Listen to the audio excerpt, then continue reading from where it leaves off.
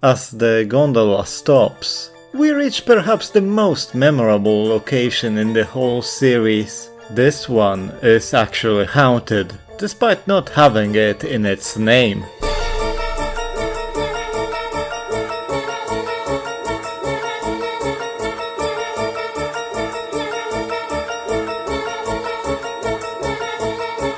Before progressing any further, you can get Snow Fireflies here, at least one will be there, more if you didn't collect 10 from the ranch area. Really good if you accidentally clear the Ice Evil Pig's curse.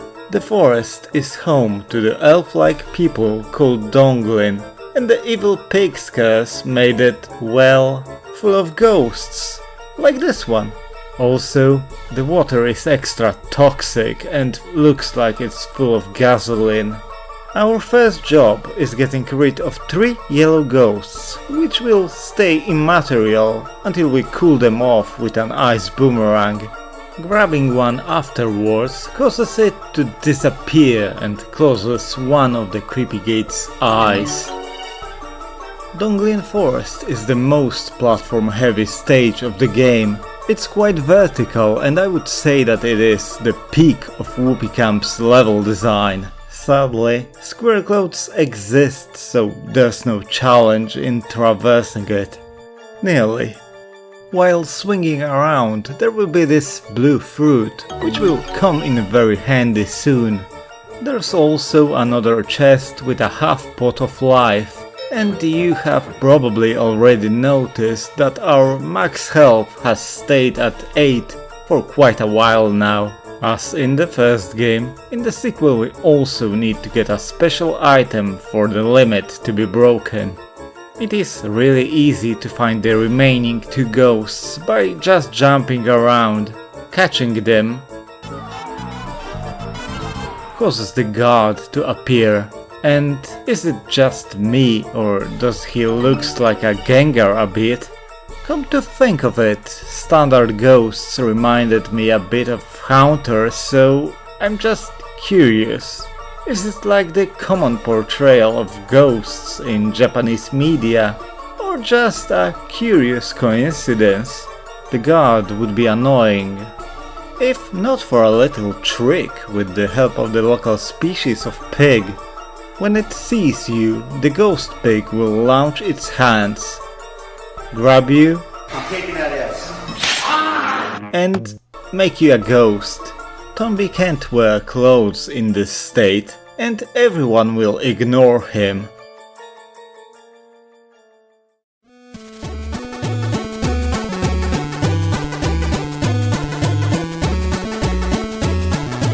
But at the same time, while invisible, you can't be heard by normal means.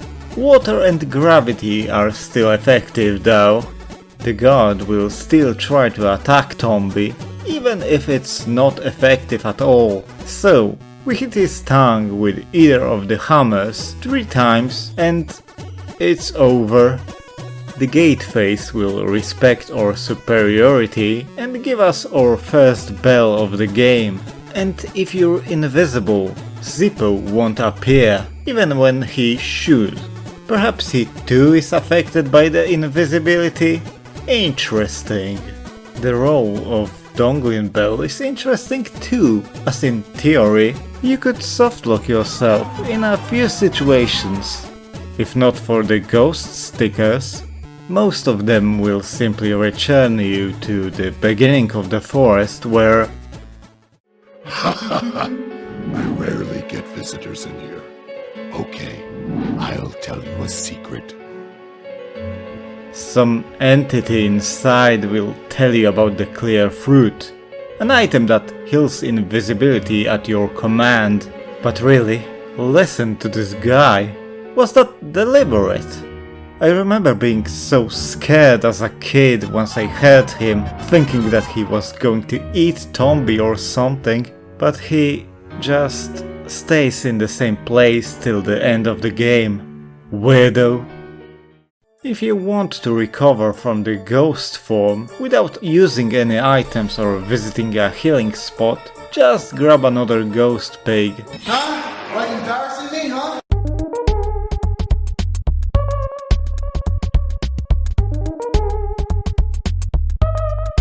Sadly, you'll have to re-equip your clothes yourself each time you transform.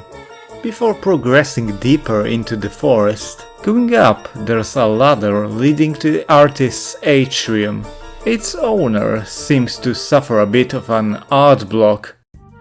I'm almost finished painting, but it's missing something. Of course, something blue, but the blue fruit is all gone. But with Tombi supplying him with blue paint... What do you mean? I just brought it.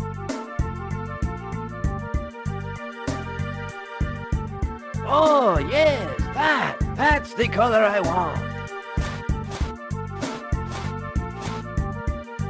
Hee, I just had an inspiration. Really? What is it? Just watch. It will be a masterpiece. And being used as a living paintbrush, the artist manages to get out of the slump and make his masterpiece. Minor brain damage was a small price to pay for helping someone.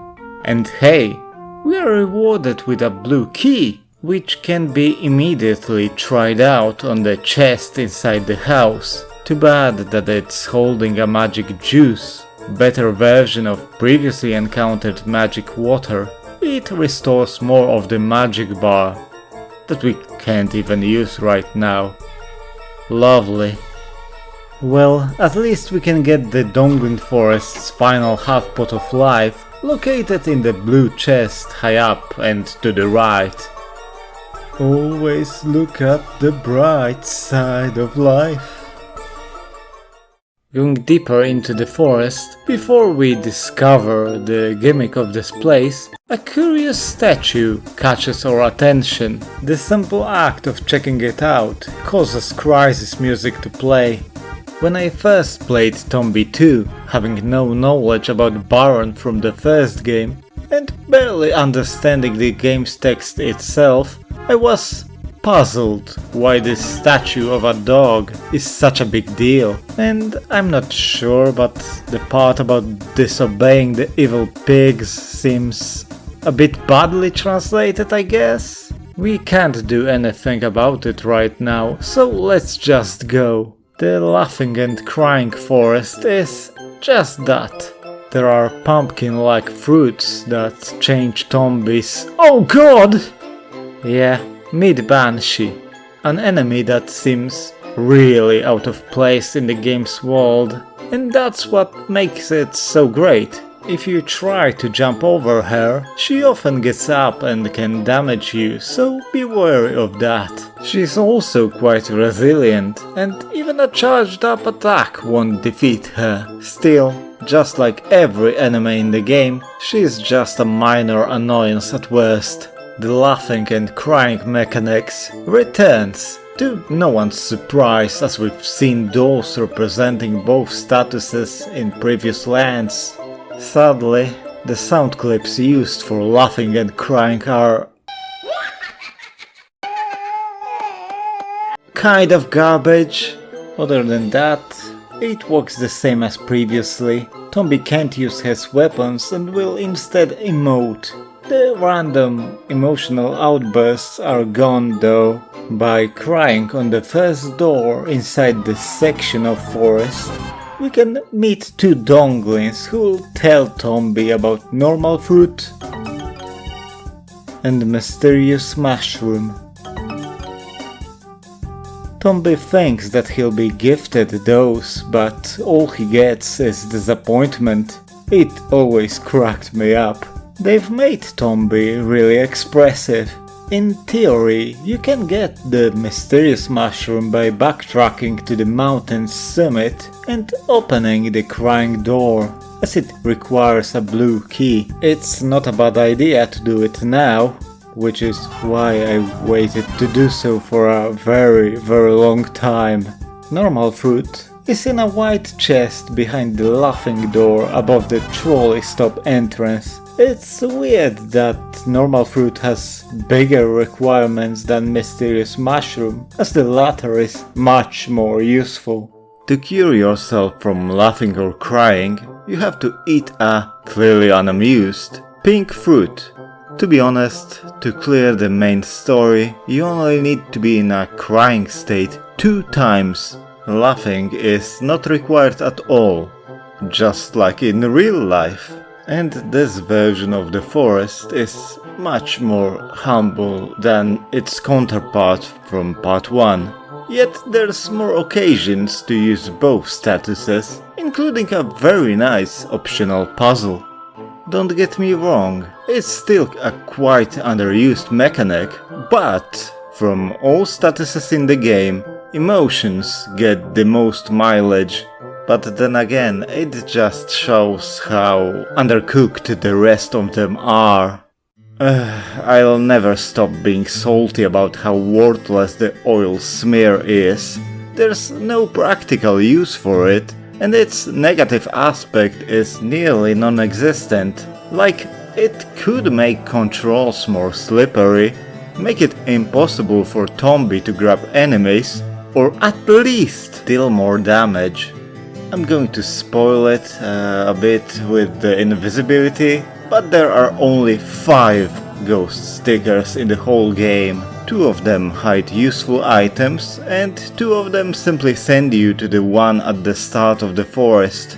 The ghost sticker in Kujara Ranch is especially puzzling, as it only seems to be there for you to waste your time trying it. I thought that it was there to prevent an eventual softlock, but no. While being invisible makes getting to the other half of the summit incredibly annoying, you don't instantly freeze as I thought you would. Tombi isn't wearing square clothes after all, and ghosts are weak to ice, as we've seen before. Maybe that was changed at the last possible moment. The second ghost sticker, which we'll encounter in the next land, is there to prevent a really unlikely softlock, but this one just puzzles me. And even if invisibility feels incredibly underused for world exploration purposes, I think it's a great addition, perhaps being both the best and most interesting status. It makes you invincible to nearly everything in the game, while still being able to use weapons, which sounds OP and game-breaking even, at the cost of the inability to wear clothes. But then you realize that you can't interact with anything that isn't an enemy, meaning no event progression and no item collecting, turning it from a cool power-up to a horrible curse. And spoilers once more, you can't even enter boss battles while invisible. But hey, you can stack status effects and it's pretty cool. Now that the status effect tangent is over, we eat a laughing mushroom, get back to the previous part of the forest, climb way up, we reach Mizuno's hut, where you can give her the anemone dregs to... What, child? Need something? Oh, I'm a little busy right now, making some magic powder. Yeah. Not only Mizuno doesn't remember Tombi at all, but they forgot to tell her voice actress that Mizuno isn't the stereotypical old hag, but a cute young witch. But hey, at least they fixed her height. Anyway, if we give her 2 pieces of anemone's dregs of the same color, she will make us a powder protecting from either fire or ice, depending on which type of dregs were used, despite the thing Mizuno says. I mean, holding a powder that increases the damage done to you would be quite inconvenient, no? Her incantation while preparing the powders is also Money, money, see an enemy, shooby dooby doo wah wah. See oh, and anemones something. Now that that's done, we can fly to the opposite side of the forest and meet the Snow Firefly collector. The guy is a complete oddball, not only using the plural pronoun, but also... But you, the smallest one of all! That looks different. Love to investigate that. making some really bizarre comments. Even Zippo gets really suspicious of the guy. He needs a total of 20, including the one he caught himself. It doesn't look like the cage is all that secure.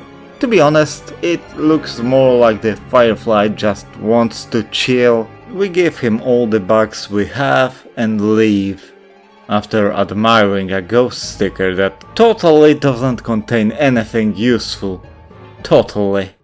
Inside the laughing crank forest, there's a little switch near the river. Hitting it with a hammer will make another rare life form appear, so we grab it, trying not to fall into toxic water. Outside of rare shrimp, the switch will spawn some fruits and AP gems. They stop spawning after a while though. Eating a laughing mushroom allows us to enter this little house, where we meet another traveler who is having the time of his life.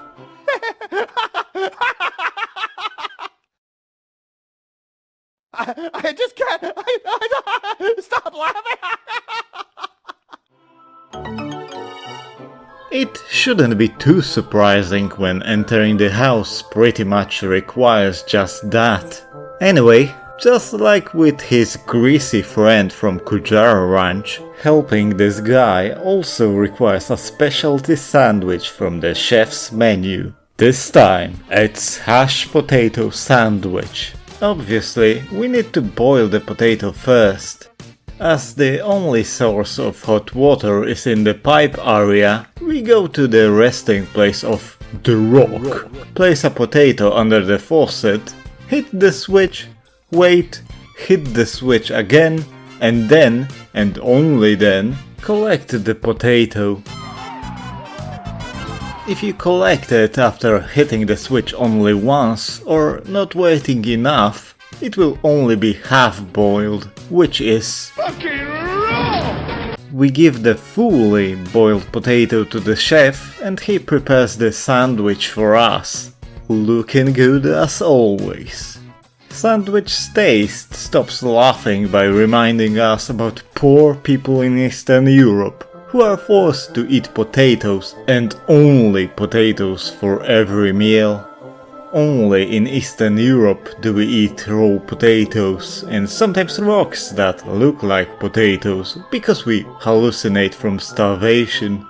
If Tombi is crying, the sandwich will cure that too, as he'll realize that at least he isn't living in Eastern Europe, removing depression instantly.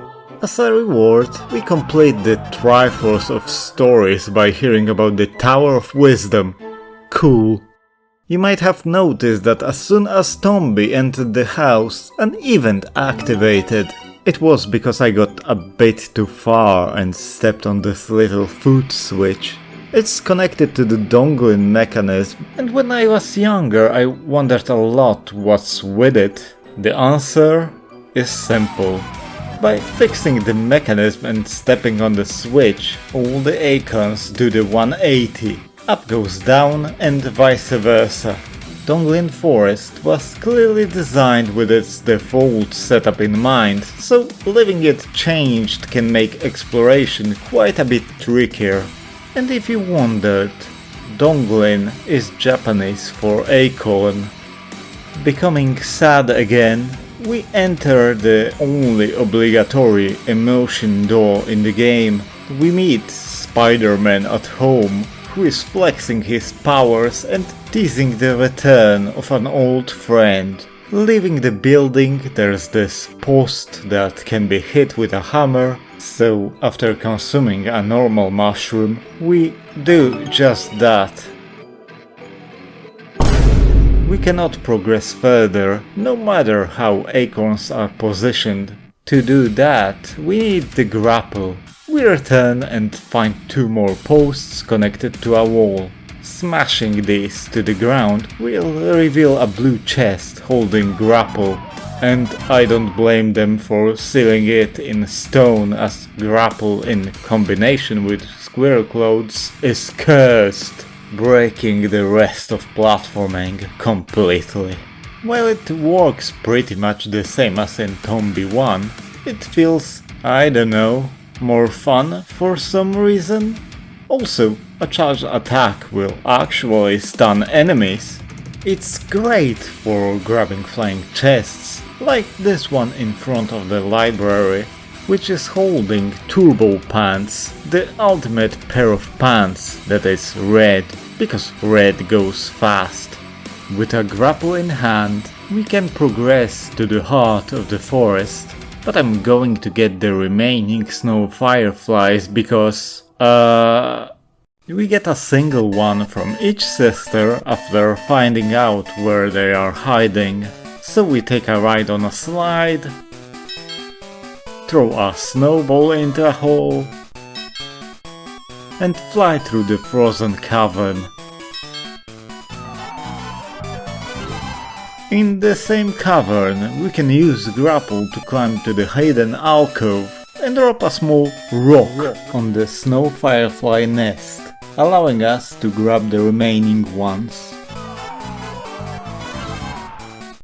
All those bugs should satisfy the creepy researcher. The congregation of 20 Snow Fireflies emits light so strong that they need to be covered with a tarp to prevent retinal damage. I always thought that they caused the cage to become a stone block or something. Anyway, the light is too strong.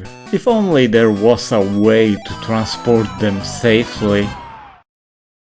By swinging on the acorns, we reach the final part of the forest. There's an impressive ladder that we have to climb down. Ghost Pig likes to spawn here a lot, which is a good thing as there's a ghost sticker nearby. And a useful one at that. Sort of. There's also this darker shaded aquatic plant, which is there for you to have a eureka moment. You can destroy them with a grapple. So after feeling the bad touch, Don't touch those! Don't you ever touch my balls without asking! we enter the sticker and come back with a clear fruit, invisibility curing item that can be used infinitely. Nice, but completely optional. There's this little cave where we find Charles in a pickle, again. Kurwa, weźcie mnie, wypuśćcie, chcę iść na melanż! Somehow he got stuck inside a bunch of leaves. I'm not even going to ask. Also, strangely, even though it's an optional event, it's fully voiced. Charles is too manly to eat leaves, so we have to find another way. Jumping on him doesn't work, and sadly we can't use a fire hammer. Further to the left, we find a contraption consisting of 4 seesaws. Jumping on one and causing one of its sides to lower will cause an ominous commotion in the distance. It also causes a trap mechanism to activate in the middle of the seesaw and prevents it from moving around.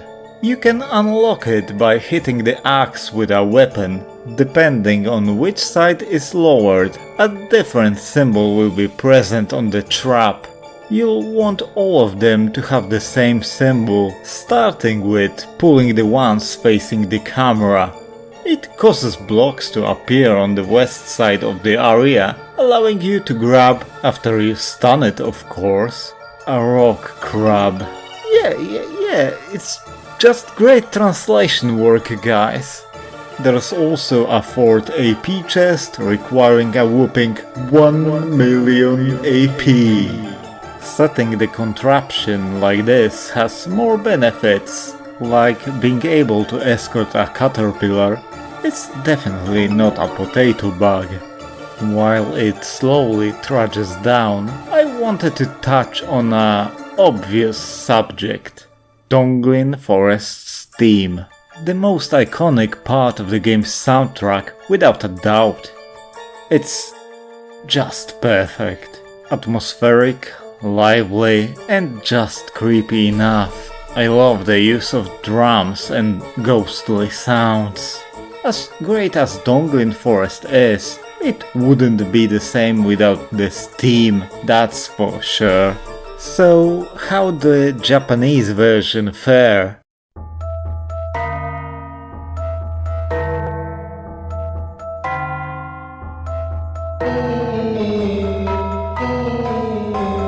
Actually, the international track was heavily based on its melody. The original is much slower, uses bells and feels weirdly disturbing. It's a different type of spookiness. But yeah, it was good enough that it actually got reused. I don't mind it, it's actually really good, and if Ashif's version didn't exist, I would gladly take it. The caterpillar reaches the end of the final seesaw and drops on a leaf, allowing us to grab it and slowly ride on it to the cave where Charles is trapped.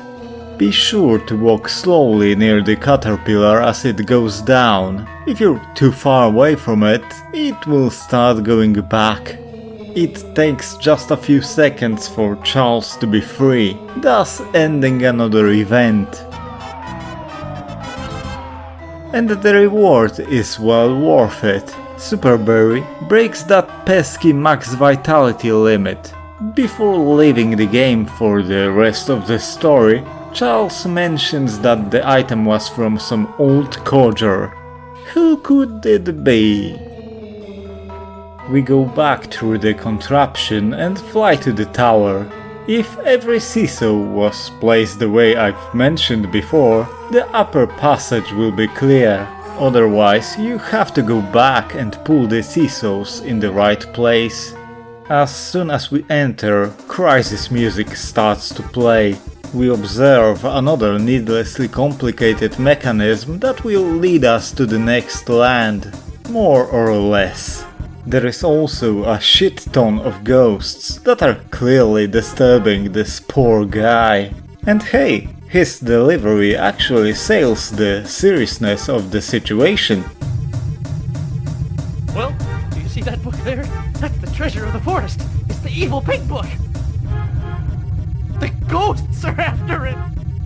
I love the nonsense about the rock crab getting away. It's like they didn't even try at all to come with something plausible. By returning it, we get access to the evil pig book, and with that, a way to get rid of the ghosts. Only we are too dumb to read it properly. But then our savior appears.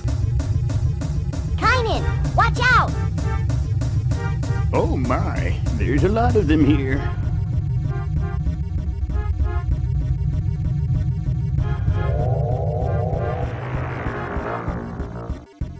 And with one sentence, Be gone. he exorcised the large ghost. We get a ghost pig bag that was hidden inside the book, while Kynan keeps the book for himself. Kynan's reckless show of power has made a hole that, conveniently, leads us to the next area, the Circus Village, or... Kynan doesn't elaborate further and leaves. And Zippo asks a really good question for a change. Who is this Kynan? We enter the hole and immediately go back. Why? To set the contraption in a completely different way and go through the lower pathway. Stepping on the switch causes a blue chest to drop.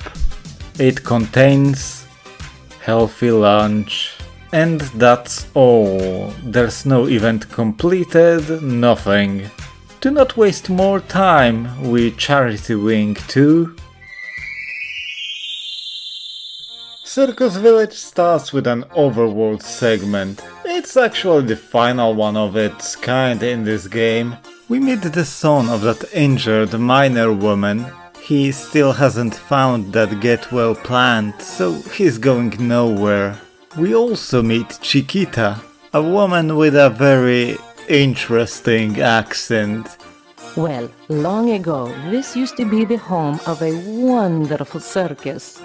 Who will provide us with the backstory of the village and what we should do next. So now we have a bit of a retake of Bacchus Village situation here, but with pigs instead of mice.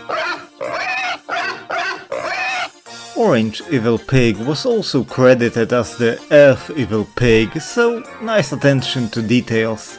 But the villagers being turned into pigs brings up a bit of a communication problem.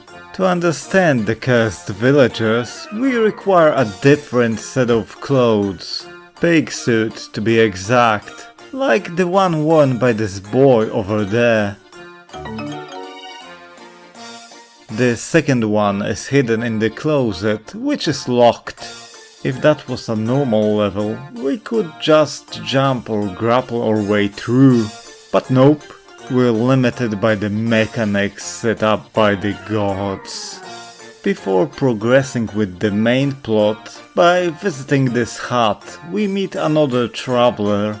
In theory, we shouldn't be able to talk with him as he's invisible, but Tombi is Tombi.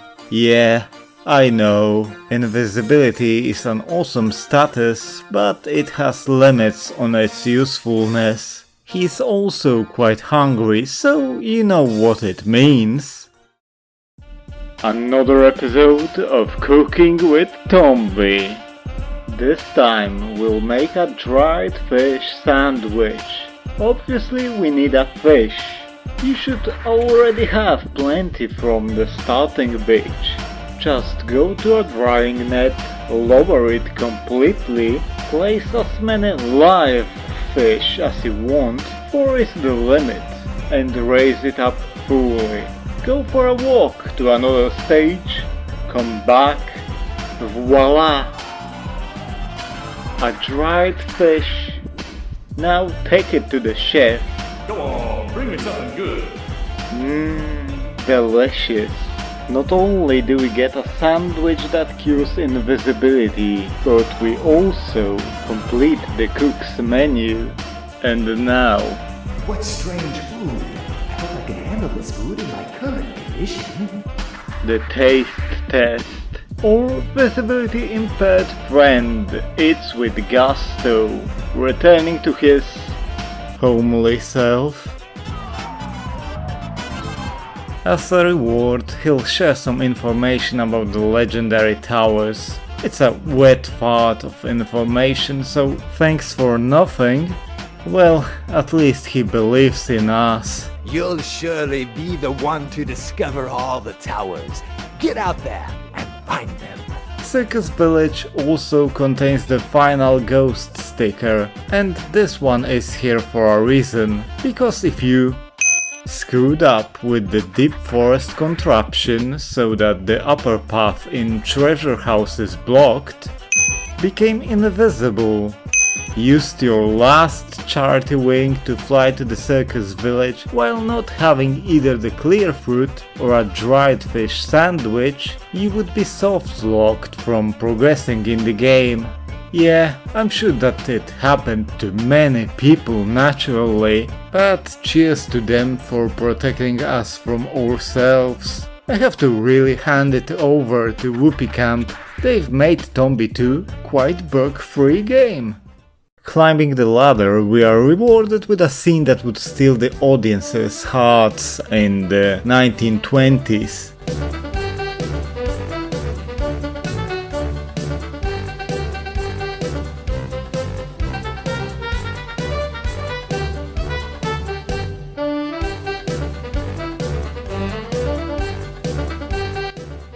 That's a place we just can't reach. You sure about that, Zippo? But yeah, because our jumping license got revoked, we need to do the second best thing.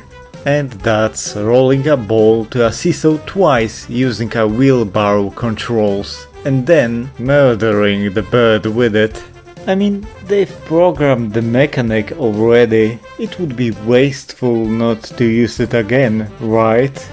We get another gear, which we then present to the distraught pigman, and while we can't understand him, the language of having the right item speaks for itself.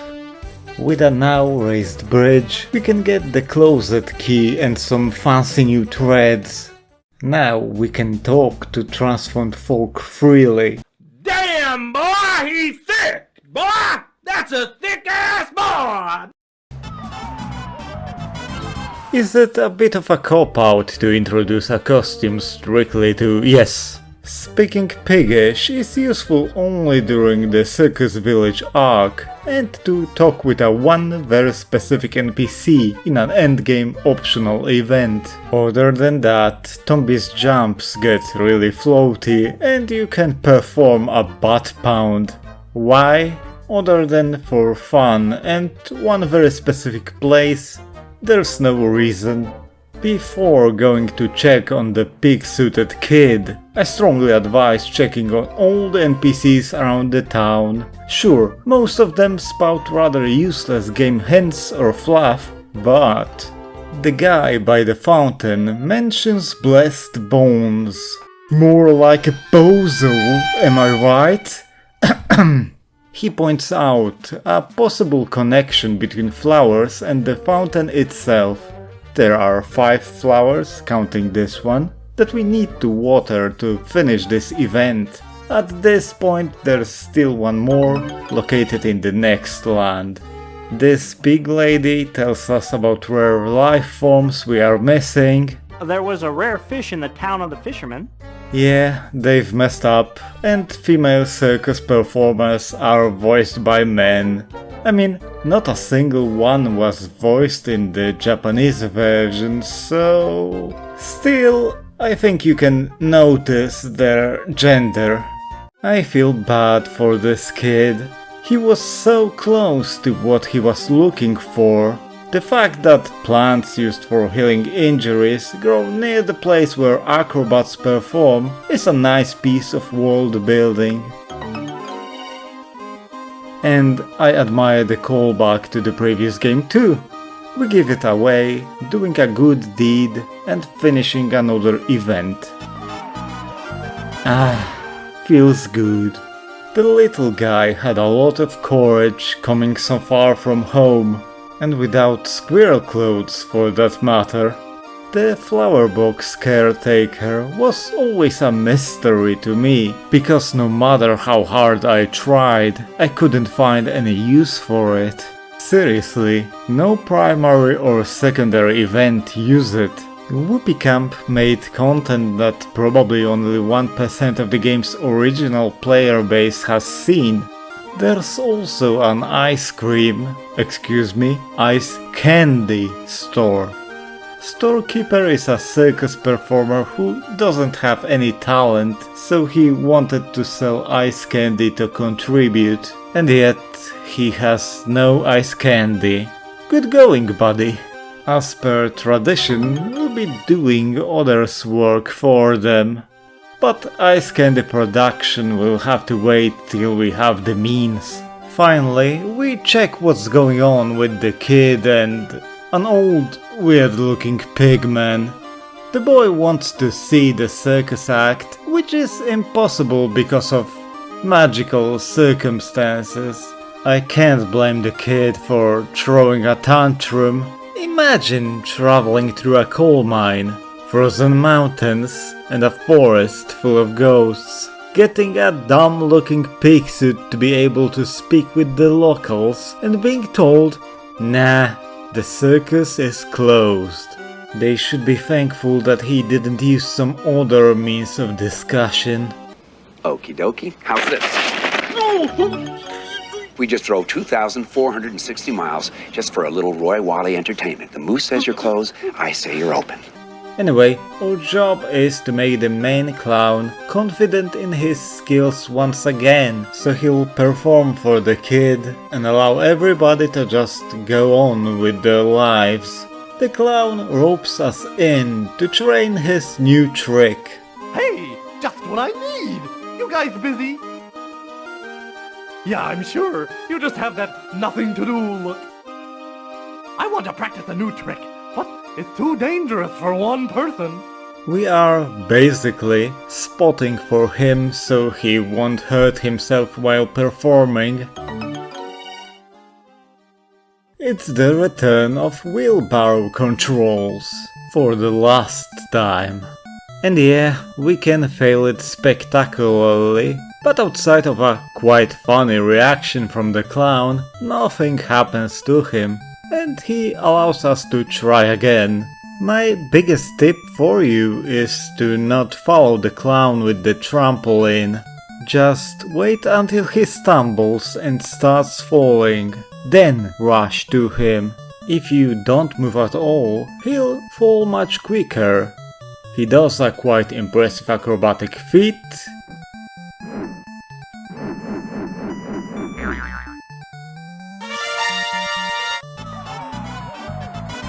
and explains that the old pig guy is not actually a human affected by the curse, but a member of peaceful pig tribe. So yes, basically pigs are the precursor civilization of this continent, or something like that. He then goes to fulfill his part of the deal. Kid is ecstatic, clown is happy, and the old guy rewards us with his ancient knowledge about the evil pigs. We also get to hang out in the pig tribe's pavilion, which, according to the clown, is the hottest spot around. Inside is a minor spoiler about 5 pieces of equipment we'll be getting not so far in the future, a chest that we can't open yet, and our contact himself. We get his eternal gratitude for our deeds. Then he checks our pigback collection, which gets a bit awkward if you actually use the ghost pig bag before coming here. Tombi gets a bit of a brain fart while being asked a simple question, and we hear about the existence of 2 more pig bags, which is quite underwhelming when you remember that the first game had 2 more for a total of 7, but alas, the Circus Village hides the path to the other cursed place. The Temple of Water. Or Water Temple. Pigman here tried so hard to not get copyright struck by the big N, but Zippo has ruined it. That inconsistency is a bit weird, but I guess that could be just a quirk of Pig Tribe's antiquated speech or something. He then shows us the clown statue, and you already know what's going to happen. Sadly, we can't just use explosives. Instead, we have to get something called Carpenter's Book from the solidly welded well. Outstanding background, by the way. And to open the well, we need help from the circus elephant, the flying peon. And how do we get it to help us? By luring him with his favorite grass. The logic chain and event progression of Circus Village are a head scratcher, to put it lightly. But no complaining. We get to the circus warehouse, talk to the peon's caretaker, and begin the torture. Basically, you have to lead the animal to the iron-lidded well. Peon will follow Tombi to get to the grass on his back and eat it, but it will only chase Tombi if he is close enough. Otherwise, it will simply wait for you to get closer, so it could attack you. If it gets to you, the results won't be pretty.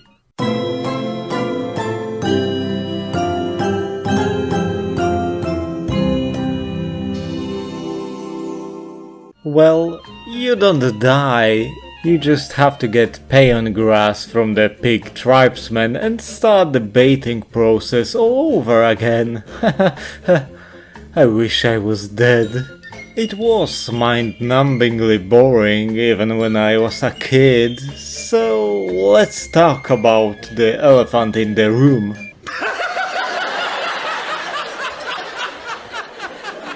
The Circus Village music.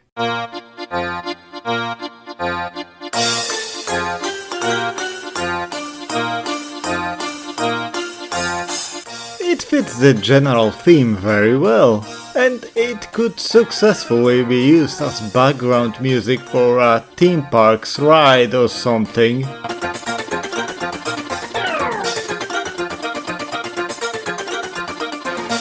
After one of the longest minutes of my life, we chain peon to the lid and here it goes.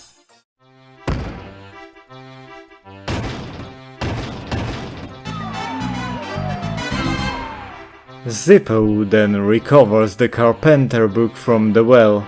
I wish Zippo had more moments like this, where he actually is useful to Tombi and is not just taking all the credit for himself while being just talk. Now we can return to the pavilion and deal with the clown statue. By the way, the clown is a power gamer and knows what's up. Okay, time for the fireworks. Okay, we're ready. Let's start. Ancient life, one who protects the way, spirits of the oak tree, open up your ancient duty, show the way to us who have not lost hope.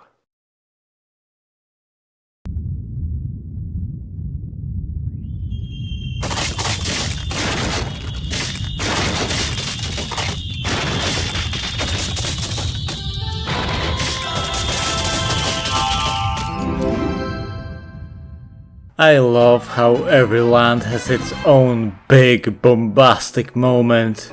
I really do. It's what makes the story memorable, you know. Now all that's left is getting the earth pig bag and platforming our way to the water temple. But before that, I wanted to go off on a tangent again. This time about all the previous lands we've been in so far during our time playing Tombi 2. The Village of All Beginnings was a great opening to the previous game, it had it all. A simple yet memorable layout, introducing the most important mechanics to the player in controlled, easily understandable situations, an earworm of a theme, its own share of secrets and foreshadowings of the future, and at the same time I think that the starting beach is at least of the same caliber. Hear me out before crucifying me for holding this opinion. It makes complete sense for Tombi to start his new adventure there, seeing how he just drifted in the ocean, basically being saved by the fishermen. It has a nice, relatively relaxed feeling to it, being the only place we visit that isn't cursed. It's colorful, there's a lot of reason to come back and explore it after the first visit. It teaches the needed essentials, offers some nice platforming, and has its own share of mysteries.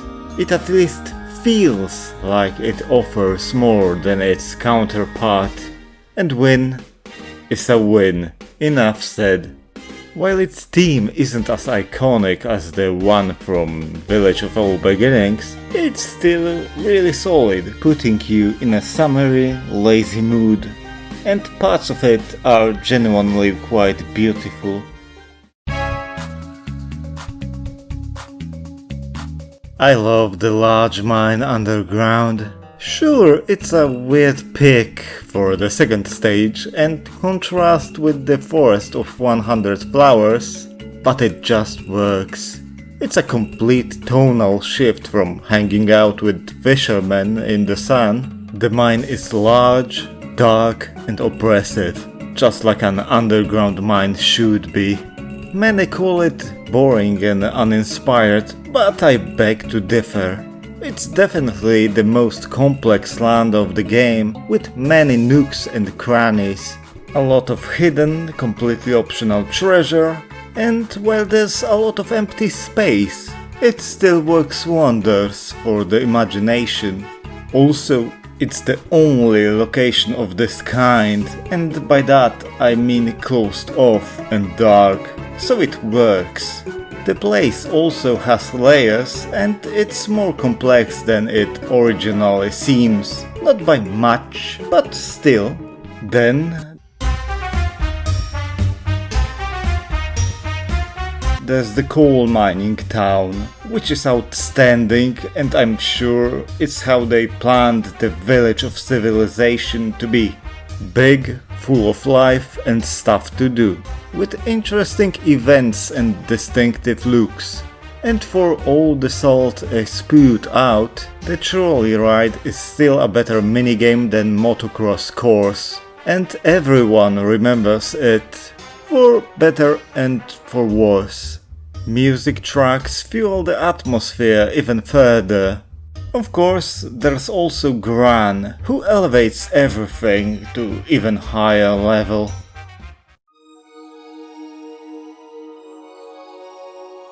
Kujara Ranch is art, enough said. With its cool color palette and using really nice blues, snow everywhere, and music that conveys how cold it actually is. And if you forget about that, Tombi will quickly remind you. There are unique mechanics like ice blocks being turned into a snowball, or the inability to climb because the surface is icy. They are horribly underused, but they are there.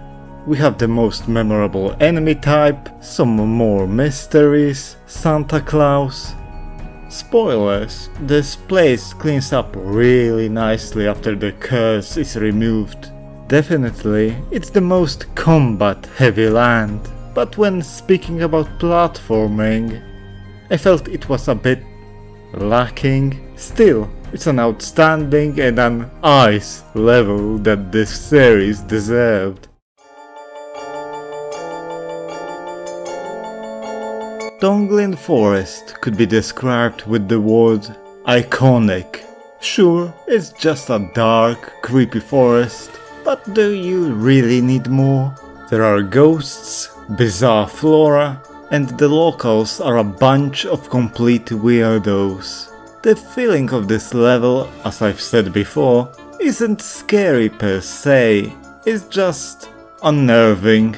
That's the term I would use. Like if everything that's unknown on this continent was gathered up in one location. The music definitely helps, no matter if it's international or the original release.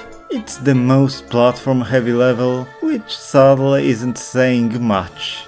I never thought I would say this, but I wish that the laughing crying forest section was more robust and maze-like.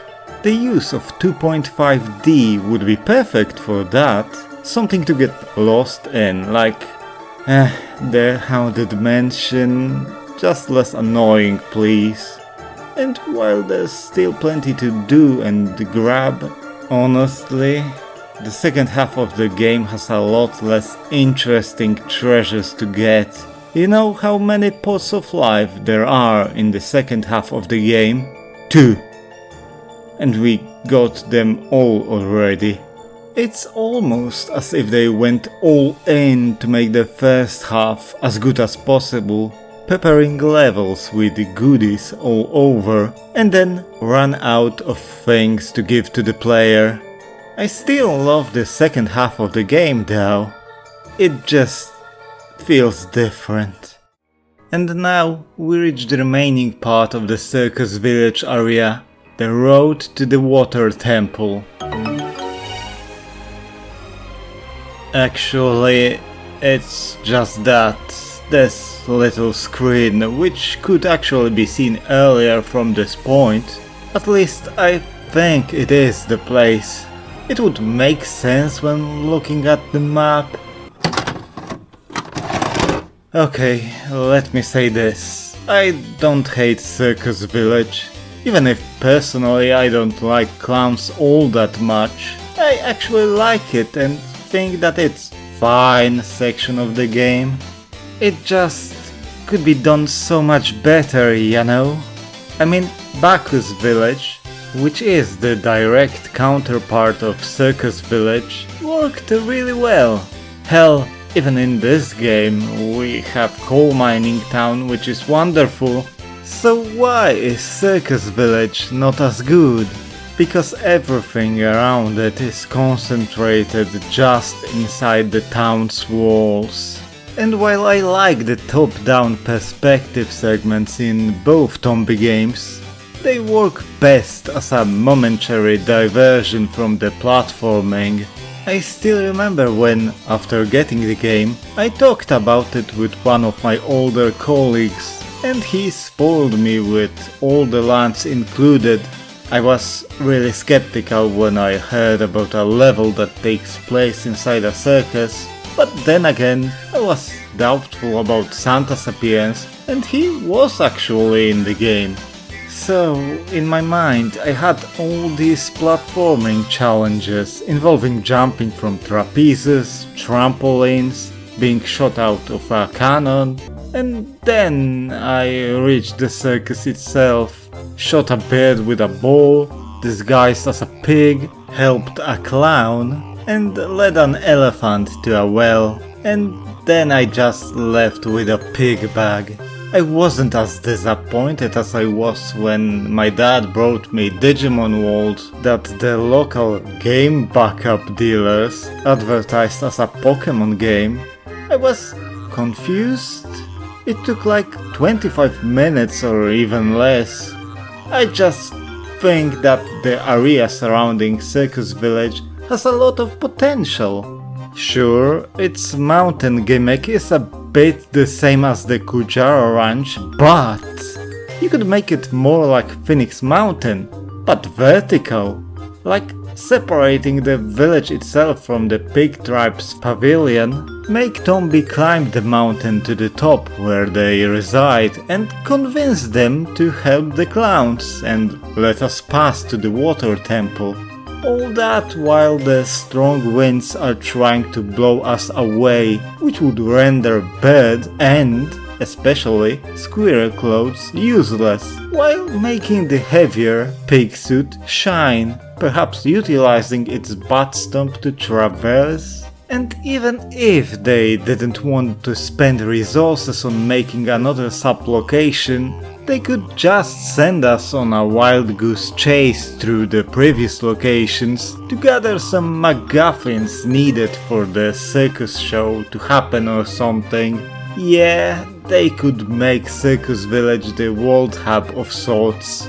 That would also be an incentive for the players who didn't backtrack to do so, get some cool items and uncover optional events. To be honest, they could simply make one secondary event a primary one and everything would gel just so much better.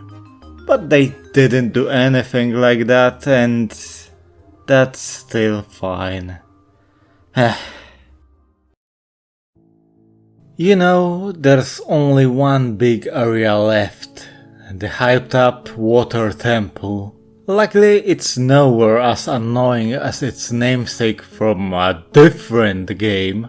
There are only 6 lands in Tombi 2, so the game's world is smaller and less diverse than the one from the previous game. And yet, it actually feels bigger and more expansive.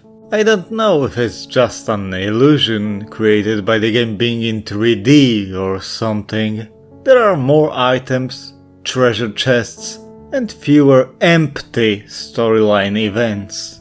The game just feels denser overall, and yet, as I kept going and inexorably approached the finale of the game, I was longing for more.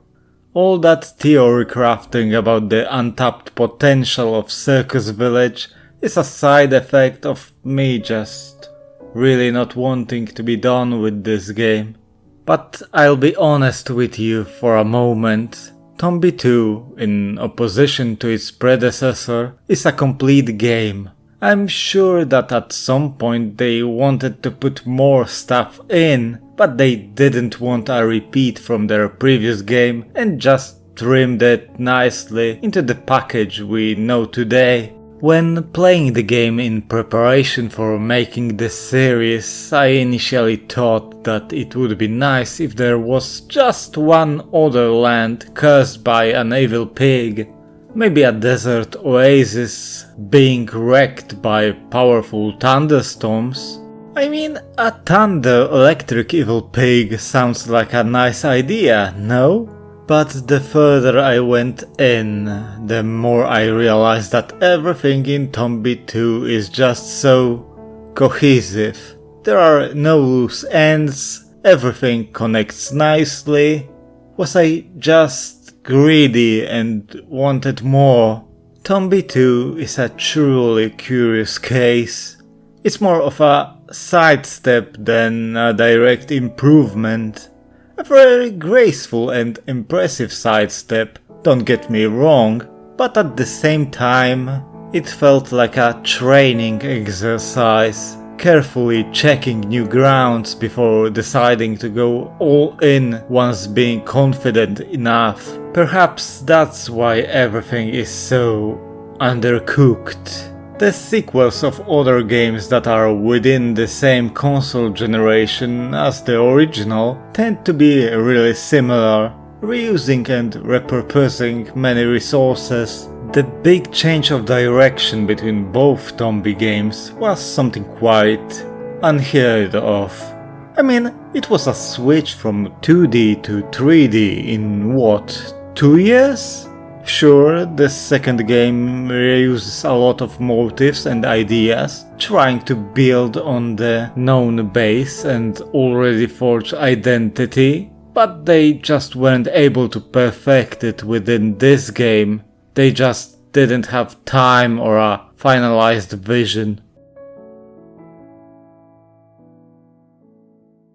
There's this famous sentence from a poem that goes, "Of all sad words of tongue or pen, the saddest are these, it might have been." I like it very much, and that was in large part the main theme behind Regret. It hurts me that Whoopee Camp folded before they were able to make the third game, as I think it would be perfection, taking all the lessons learned from the first two games. I can't pinpoint the exact moment in time, but at some point a rumor about an alpha version of Tombi 3 started circulating. They even cited an interview with Tokuro Fujiwara. Look, it's on Tomba Wiki. Well, the mention is, there's no link to the source, no nothing. And I'm not buying it, not at all. Look, Tomba 2 was released in Japan on October 28, 1999, and 3 months later it was released in the United States. By the time its European version hit the store shelves in June 2000, Whoopee Camp knew what was going on and were on their last legs. I don't really think that they had time to work on a potential sequel when Tombi 2's fate wasn't shaping up to be all that bright. And remember that many of the Whoopee Camp members, including Tokuro Fujiwara, were working on Extermination at that time. Yeah, Deep Space Inc. looked like an emergency exit, to be honest. Or maybe they just didn't want to tarnish the Whoopee Camp's image by releasing a gruesome horror action game. Because who would take the game seriously if the studio's previous games were too colorful platformers? Do I think that they've had plans, hell, maybe even ideas for Tombi 3? Yes, absolutely. But I don't think it progressed past the brainstorming phase. I feel that Tokuro Fujiwara was devastated after both Tombi games ended as commercial failures. He sacrificed nearly everything to make his dream project a reality, but the dream couldn't continue. But I can't help but wonder if Tombi 2 somehow was a smash success and Whoopee Camp got a lot of money, made other successful games, and endured to this day. How many Tombi games would there be today? Would there be one in production right now? Or would they just stop after the potential third one? What about spin-offs? So many questions that will never be answered. But hey, Limited Run Games decided to re-release Tombi 2 in 2025 and Tokuro Fujiwara even made his appearance, so maybe we'll have chance to see what the world would look like with Tombi 3 in it.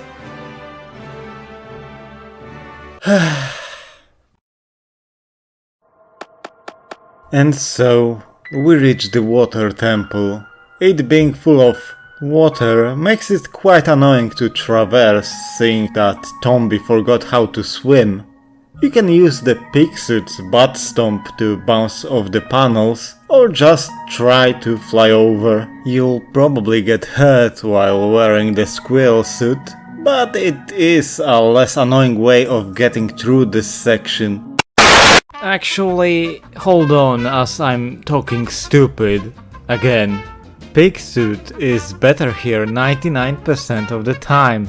I tried using it exclusively during my additional playthrough and I was pleasantly surprised. The pigsuit jumping physics allow you to easily get to most places in Water Temple.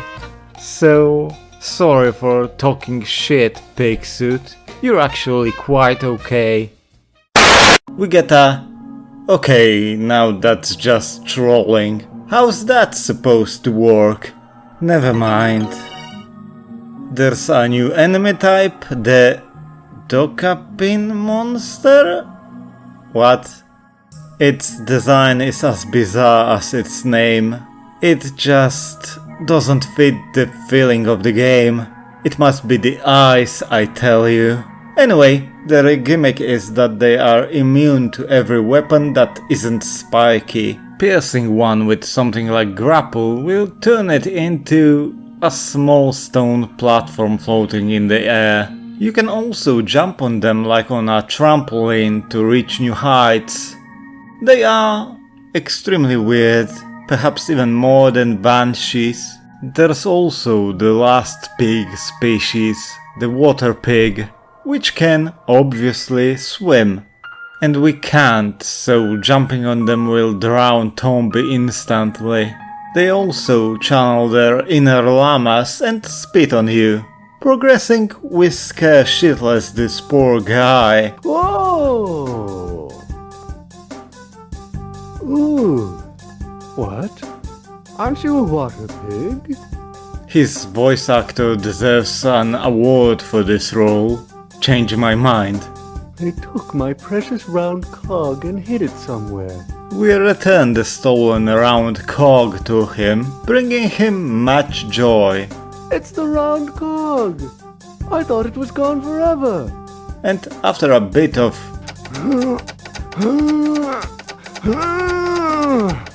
that, the doors simply break thanks to the water gate being lowered. We encounter another new enemy. If I'm correct, that's the last one, not counting bosses. You have to remove its shell first to be able to stun or throw it. This one also is a one-of-a-kind variant with a crystal claw, which will come in handy soon. Entering the doors near the wannabe Hercule leads to the water tank room, where we meet a mermaid who drops some facts about the water temple, explaining the curse, which isn't all that harsh when it comes to the game itself. She was captured by the water pigs, and our next job is to help her get out by overflowing the broken water tank. Luckily, a master crystal craftsman lives nearby, so with a bit of skillful platforming, we can reach his atelier. And he is quite a character. I'm making the decorations for the water temple. The transparent decorations are particularly complicated. I use a special crystal, but it's really hard to get. If I just had some crystal, I could make something for you boys. Huh? You got one? You boys are amazing! Okay, this should be enough. Wait just a moment. Da ta da ta da.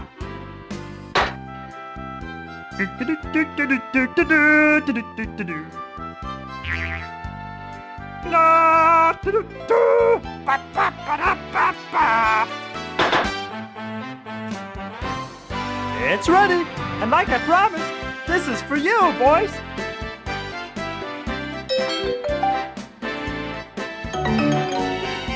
I'm so glad that this sequence is part of the main storyline, so everyone can experience it fully.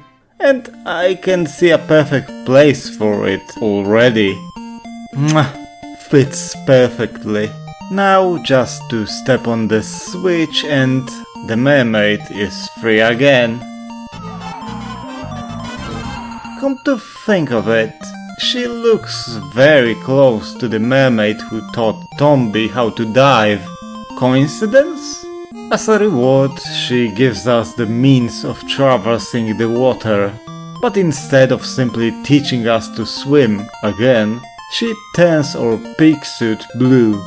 And it works, for some reason. I mean, I'm sure they just wanted to give players a reason to use the pig suit outside the brief stint in Circus Village. Oh, and don't forget about this room. I did, and I wasted about 15 minutes of my life. The reason is our next goal, assembling the mermaid's half that was broken by water pigs. It consists of 4 parts that can be found around the water temple. Being able to swim, we can enter the pool of water where the weird crustacean resided. Swimming through the gateway, we enter another flooded room. This one with a large oyster that talks. Who's there? Tell me. I was so weirded out when I encountered it for the first time when I was 7 years old. Yeah, all that weird shit in the game was happening, but the giant talking oyster was where I drew the line. The plot twist is that it's not an oyster, or clamshell for that matter, talking, but a shy mermaid inside. By bringing her a proof of friendship, which we got from the fisherman for returning his golden fish hook, she will reveal herself. But before doing so, we have 2 badly translated confusing lines. One from Zippo, one from the mermaid. It's especially puzzling as she mentioned a fisherman previously. Or maybe that was just a very manly fisherwoman. Whatever. Translation quality hits its low point in the water temple, as we can see again. And our reward is...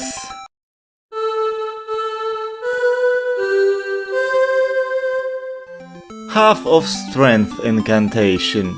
Really neat. We progress to the next screen, and right after that we enter an ornate blue door. This room. It's pitch black and there's someone inside. He, really precisely, gauges that 20 Snow Fireflies should give a light strong enough to solve this problem. It used to drive me crazy because I didn't know how to get Snow Fireflies back from that cage, and I wanted to know what's inside the room. We leave. Further to the right there's a pedestal that, when stepped on, releases a stream of water. But not any ordinary water. It's holy water. Sadly, we can't get it right now, as no matter how fast we are, as soon as Tombi leaves the pedestal, the stream stops flowing. If only there was something we could put on it. Going up, after jumping on some more out-of-place monsters, we reach a small waterfall. If you have swimming pig suit equipped, you won't notice anything, otherwise the wall won't let you go further. You can get the rare crab if you wait a bit though. We meet the Hercules again, but now with a much more impressive crank. It requires every single cog we've used during our journey so far, and is needed to uncover some hidden mechanism called the Menita Tunnel, designed by no one other than Wynn. And yeah, if the name and the fact that there are tiny doors nearby don't ring any bell, you are directly told what the purpose of this tunnel is. Speaking to the crank operator triggers the ability to collect previous cogs, so you'll have another reason to backtrack. It's a bit of a shame that they didn't make cogs shaped like PlayStation buttons. Climbing even higher, with the help of monsters or the stone blocks they leave, we reach the golden tower with 4 pedestals for golden pig noses. On the left, there's a convenient tiny entrance that we can't get through yet, as well as, more importantly, a chest holding the first piece of the mermaid's half. All that's left for us to do here is enter the great waterfall.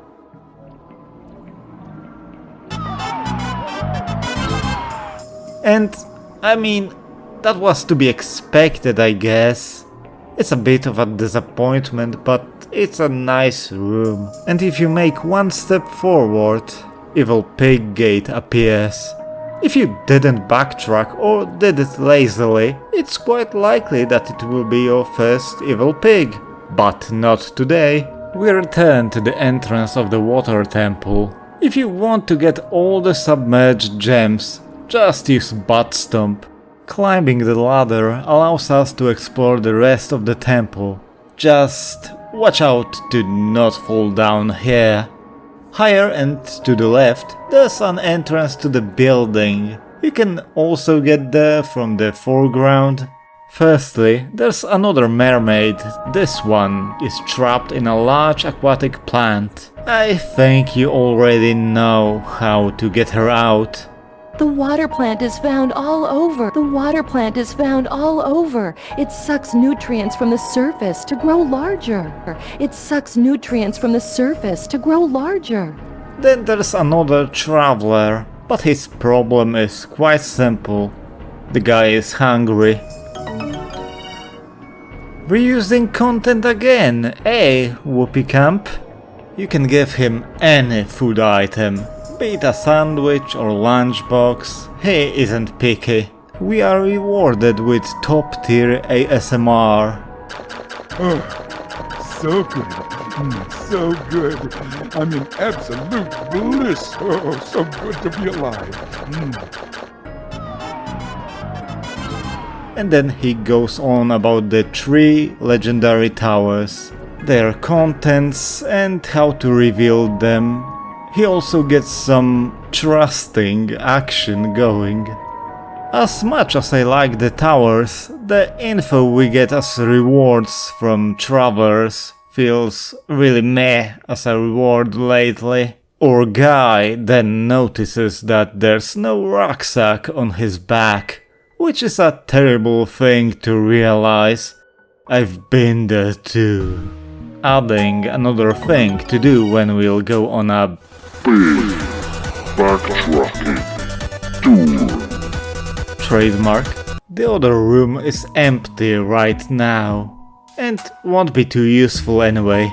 We leave and swim up the stream, trying not to get hurt too much by the platforms shooting up to the spikes, eventually reaching another small waterfall that is masking a loading point. We encounter a guy guarding his treasure chest. Fair, as if he didn't, we would probably rummage its contents instantly. He is annoyed by these dumb platforms as well, so much so that he does some angry air humping.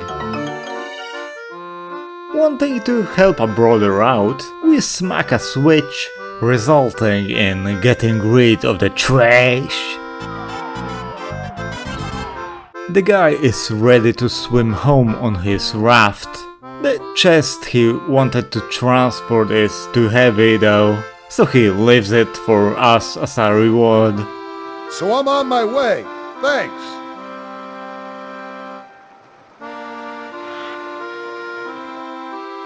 He said, on my way, but where exactly was he going? There's a cave in that direction, isn't there?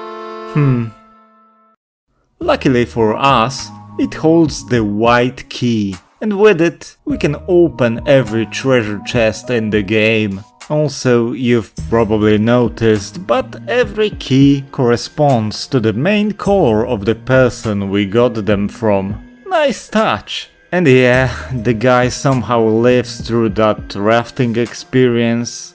He also has nothing interesting to say. The white chest nearby contains another part of the half. There's also a crying door, which you can check out if you have acquired the strange fruit. It's a bait, there's nothing there. How weird. Progressing further requires watching out for the swimming logs. Luckily not of that kind. They are quite annoying, but you can smack them around, or throw them, or face tank them, especially once you get close to another little waterfall.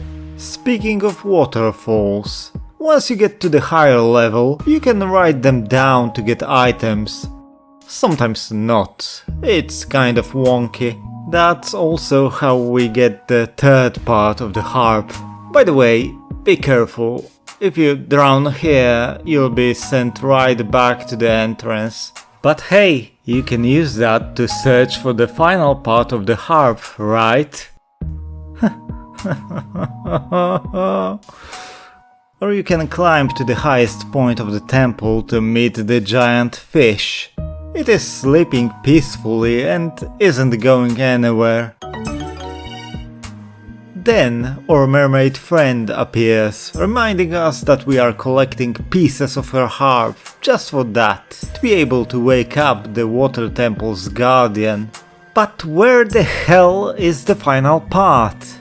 I've played this game so many times that I've lost count, but I still had to look up the answer on the internet. It's here, in the water tank room, even if it wasn't here before. Apparently, the game spawns it only after encountering the giant fish. It's extremely annoying. But hey, we're finally done with it. With the final part collected, the harp is automatically fixed. We return it and listen.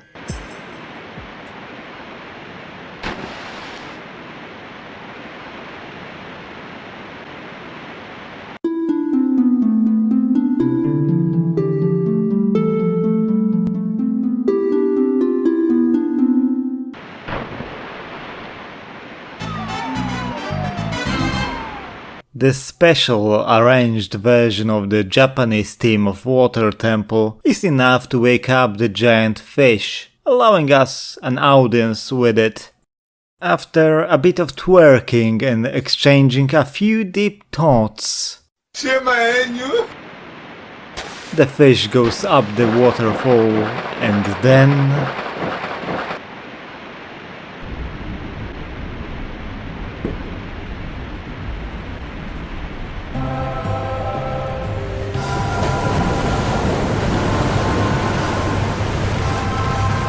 The great temple rises in front of our eyes.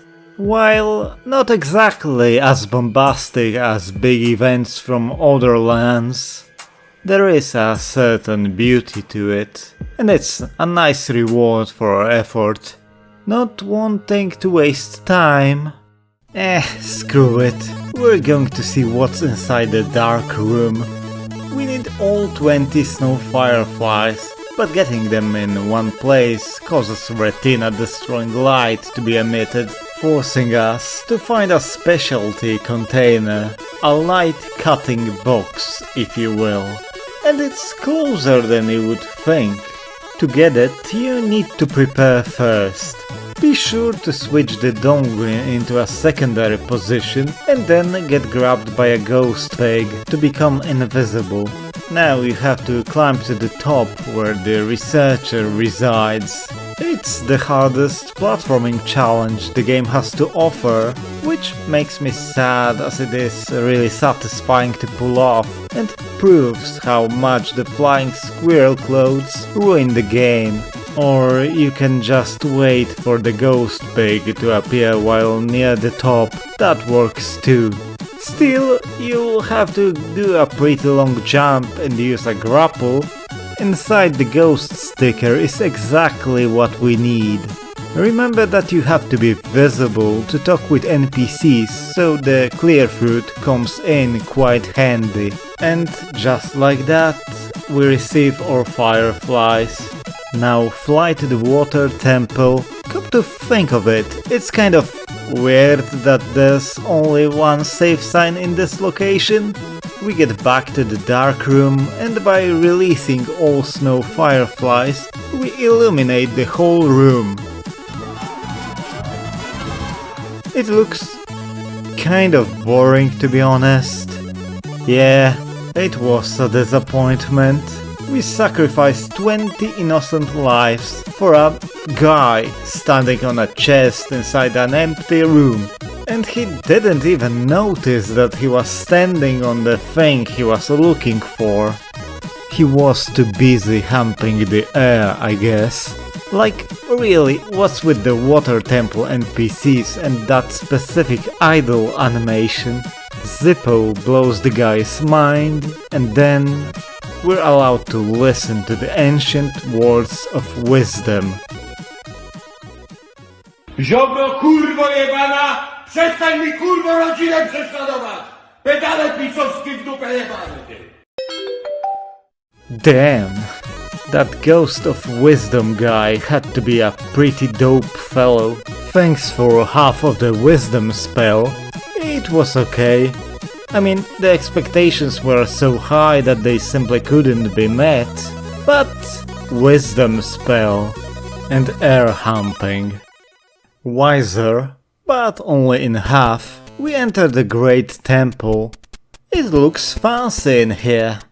We meet a high priest who has foreseen our coming. First, look at this. Oh no! For whatever reason, people from the temple thought that it would be a good idea to hide reflectors inside overgrown kinder eggs. One got stolen by a coca bird that got bamboozled by the temple pranksters. Luckily, we already found it and got the second mystery reflector from it. Otherwise, we would have to do some annoying backtracking.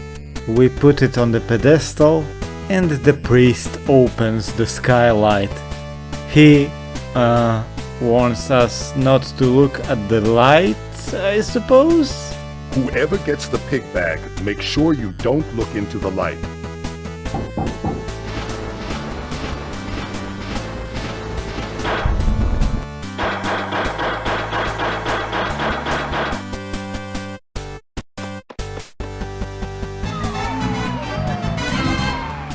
The morbid-looking vault opens, revealing the water pig bag. As soon as we grab it, a mechanism activates, toppling over an ancient stone door leading to somewhere. Before checking it out, A few words about Water Temple. It has that feeling of overarching mystery with various weird contraptions, life forms, mystery rooms. It's also the ending point of many events that started during our journey. It's good, even if water exploration is really shallow in this game. Aesthetically, it's beautiful, even with the rainy atmosphere and clouded sky. The pig imagery is especially present here, bringing up some interesting lore. Was the pig tribe some sort of ancient, more advanced race? Were pigs revered by the people, or were they simply feared? And then there's its theme.